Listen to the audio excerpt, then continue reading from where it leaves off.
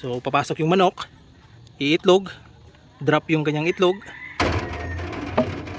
biglang nawala. Kukolektahin yan. So yan, kukolektahin natin yan, tapos isasara. So malinis yung itlog natin dahil hindi nila maiiputan, hindi nila maaapakan dito, especially nga kapag palaging umuulan, madumi yung kanilang paa. So ganun lang, yan o. You know. Ito na mga ka-farmers, natapos ko nang magawa yung sahig ng gagawin nating nest box. Yan, at ito naman yung kanyang paa. So yan, ginawa ko ito mga ka-farmers para hindi na tayo kailangan pang maglagay ng kung saan natin ilalagay itong ating nest box, ay hindi na tayo mahihirapan kung saan natin ikakabit dahil ipupwesto lang natin dahil merong paa ito. So ito yung paa. So sinadya ko talagang lagyan ng paa para kapag nagte-transfer tayo ay hindi na tayo mahihirapan kung saan natin isasabit or saan natin ilalagay. So dahil nakaapak lang ito sa lupa. So ito ay assemble muna natin. Ginamit pala natin dito is yung galvanize na natira natin sa paggawa ng kulungan. So mga recyclable lang ito. Itong mga kahoy ay mga scrap wood lang ito para hindi na tayo gagastos. Pero ito ay pang testing pa lang kung titingnan natin kung maganda ba yung magiging resulta. So i-assemble muna natin ito mga farmers. Alright.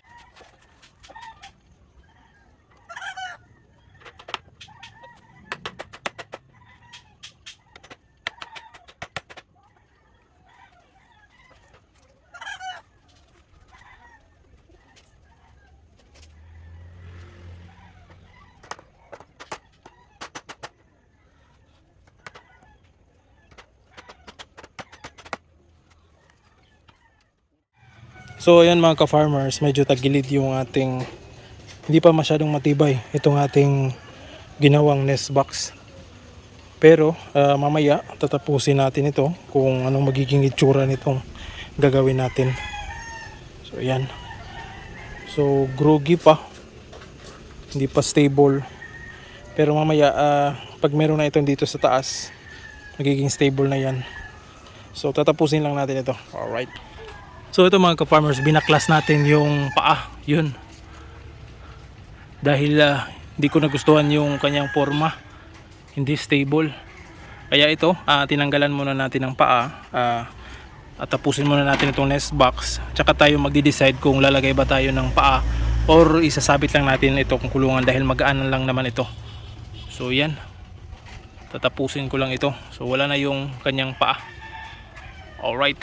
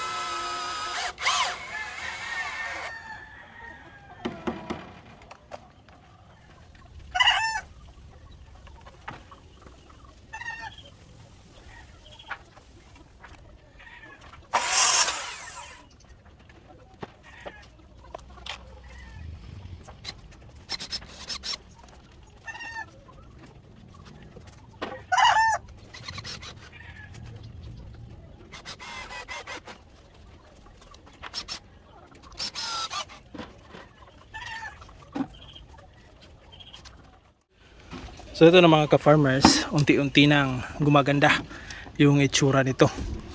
So gumamit talaga tayo ng yung wood screw at saka itong teak screw para dito sa kahoy dahil mas matibay ito, hindi madaling matanggal kumpara sa mga pako lang.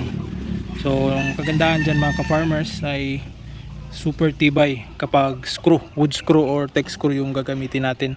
So kanina yung gumamit ako ng pako dun sa mga paa nito ay talagang groggy talaga or hindi lupay-pay, hindi matibay kapag pako lang dahil matatanggal lang ito kumpara dito sa screw na meron silang groove at hindi agad matatanggal. So yan, matibay na yan. So ganito lang yung itsura. Tatakpan natin ito ng ganito, plywood dito sa taas. Tapos dito sa ilalim, ganyan yan. At dyan sa loob yung mga manok iitlog. So kapag itlog sila, gugulong sa harap. At ipi-flip lang natin ito. Ganyan, gagawan tayo ng pinto dito. So ganyan, dito sa harap yung mga itlog nila. So continue lang natin ito.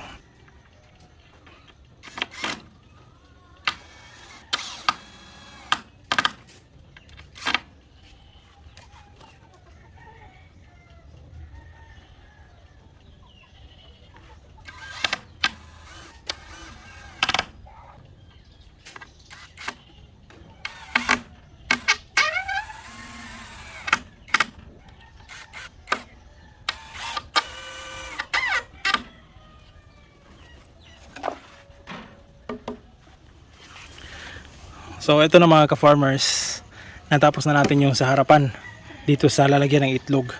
So mapapansin nyo, mayroong tabla dito.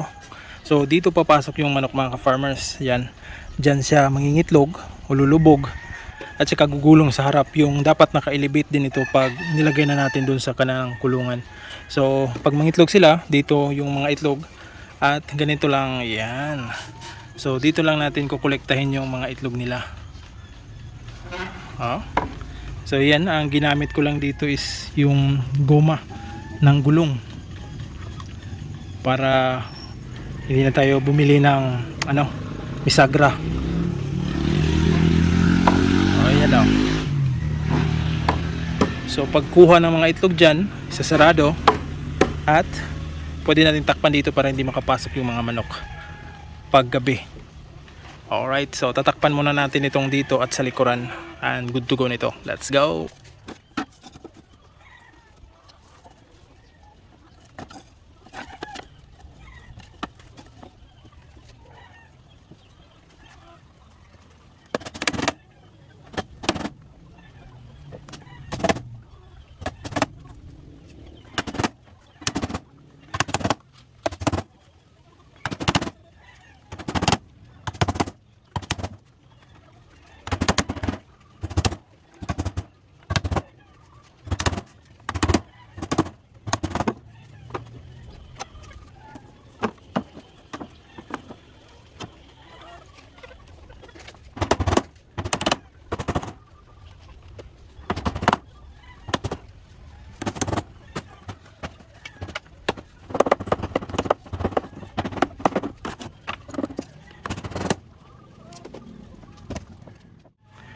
So ayan na mga ka-farmers, natapos na natin yung isang nest box natin. Roll away nest box ang tawag dito. So ito, ipapakita ko sa inyo yung tapos na produkto. So mapapansin nyo, gumamit lang tayo ng mga scrap na yung mga tira-tirang plywood. Yan, pinagdugtong lang natin para hindi tayo malakihan sa gastos. So sa mga susunod na gagawa tayo nito, dahil ito ay testing lang naman, tinitingnan natin kung anong magiging hitsura na gagawin natin. So ito, parang okay naman. Ang kuha na lang dito is ititesting natin sa actual na pangingitlog ng mga manok kung gagana ba. So titingnan natin ito sa mga susunod na araw.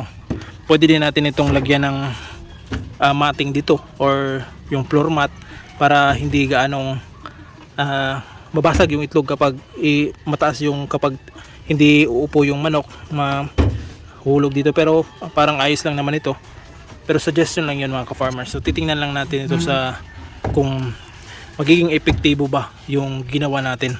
So dyan yung mga manok, pwede tayong maglagay dito ng yung pula na tela or pula na trapal or tarpaulin para medyo madilim talaga. Yung mga manok ay doon talaga sila sa madilim mangingitlog. So yan. So good to go nito. I-install na lang natin ito at baka lalagyan natin ng paa or titingnan lang natin. So yan. Good to go na yan, no? Woo! So dito din mga ka-farmers ay siguro lalagyan natin dito ng foam para kapag gugulong yung itlog dito sa harapan, hindi mababasag dahil may kahoy itong nandito. So kahit konting foam man lang ilalagay natin dyan para hindi lang mauntog yung itlog at hindi mabasag. So ito, magkakasya ito ng kahit 30 pirasong manok. Pwedeng dito 20 piraso. So kayang kaya dito. So yan, malaki naman yung space. Alright, so ito mga farmers, iti-testing natin itong itlog dito sa loob. So papasok yung inahin dyan. Kapag papasok yung inahin, magdadrop siya ng itlog. So yan. So pag drop ng itlog mga ka-farmers, so nawala. So dito yon natin makikita. So another one. So papasok yung manok, iitlog, drop yung kanyang itlog, biglang nawala. So dito yan maiipon yung mga itlog nila. So dito hindi nila maaapakan dahil gumulong na doon sa harapan. Tapos hindi rin nila matutuka dahil nandito na sa ilalim. Medyo madilim dito kaya hindi nila masyadong makita yung itlog. At usually kapag yung manok ay matapos ng mangitlog ay lalabas din yan. So kahit 6 na manok dito ay magkakasya at hindi mag-aaway yung mga manok dahil maluwag yung area ng pugaran nila. So ganun lang. Tapos yung mga itlog dito natin kukolektahin. Yan. So yan, kukolektahin natin yan. Tapos isasara. So malinis yung itlog natin dahil hindi nila maiiputan, hindi nila maaapakan dito, especially nga kapag palaging umuulan, madumi yung kanilang paa. So ganun lang. Yan o. You know. Kaya dapat naka-elevate din ito mga ka-farmers para gugulong yung mga itlog. So ganun lang. Alright. So yun mga ka-farmers, natapos na natin yung isang nest box natin para sa mga manok. So gagawa pa tayo ng siguro 4 na nest box para malagay sa kada breeding pen natin. So yung ginawa natin ay trial and error pa rin yun. So titingnan natin kung anong magiging problema, kung meron ba tayong kailangang ayusin. So sa susunod na gagawa tayo ay malalaman natin kung ano yung kailangan nating i-adjust. So yung una ay trial and error nga, sabi ko kanina, para makita natin kung anong kulang at kung anong kailangan nating idagdag sa modification sa ating nest box. So ngayon ay hindi na natin muna ito ilalagay doon sa kanilang sa manok sa breeding pen natin dahil hapon na at saka umulan kanina mga ka-farmers. Ngayon lang tumila yung ulan at pumunta pa ako sa aming bukid para hulihin yung dalawang baka namin dahil mayroong sugat yung kanyang yung pusod niya. So kailangan gamutin. So nakabalik na ako, nagpapakain ako ng mga manok. Tapos yung nest box natin ay siguro bukas na natin yan i-install doon sa kanilang breeding pen para matesting natin kung gagana ba or maganda ba yung nagawa natin. At kung maging successful yun mga ka-farmers ay gagawa tayo ulit nito para sa iba namang kulungan. So yung nagawa ko is mga nasa 4 feet yung haba. Siguro sa ibang kulungan na medyo maliliit ay iksian lang natin or 2 feet lang yung lapad nito. At bibili din tayo ng mga galvanized screen dahil yung ginamit ko kanina is tira-tira lang yun. So bibili tayo ng konti, so gagastos lang tayo ng konti. At yung mga scrap woods yung gagamitin natin yung iba. So yun lang mga ka-farmers sa video na ito. Hopefully ay meron kayong konting natutunan at sana nag-enjoy kayo sa video na ito. Maraming salamat at hanggang sa muli. See you in my next vlog at happy farming! Woo!